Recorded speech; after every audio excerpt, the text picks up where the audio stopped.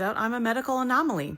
Yesterday, I had take 2 of removing my axillary lymph node with cancer. I was diagnosed with breast cancer last month, where they found a cancerous tumor in my breast and one of my lymph nodes with cancer as well. I had my lumpectomy 2 weeks ago, and sentinel node mapping failed to map to the lymph node with the cancer, and it was not removed.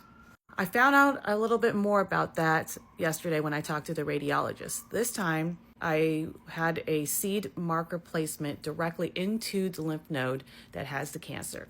Originally, I had my lumpectomy 2 weeks ago. They only did the seed location for breast cancer, and they did sentinel node mapping for my lymph nodes. Sentinel nodes are generally the lymph nodes that the tumor is draining into.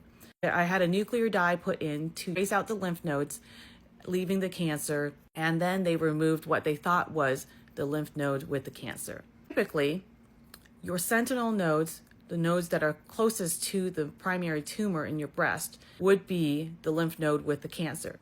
Apparently, I'm an anomaly in that my lymph node cancer is not one of the sentinel nodes, so it was separate. Every institution, whether it's a hospital system or just a group of providers, may have different protocols on how they address lymph node tumors. And the reason I went to them was that they do not do what other hospitals mainly do, which is they just remove half your axillary lymph nodes if there's any lymph node involvement, and it's called an axillary dissection. What that means is they just go in blindly and take out half the lymph nodes, just expecting that there's probably cancer in there, and then they test it, and pathology can come back and tell you whether they have cancer or not. And a lot of times, most of those lymph nodes do not have cancer.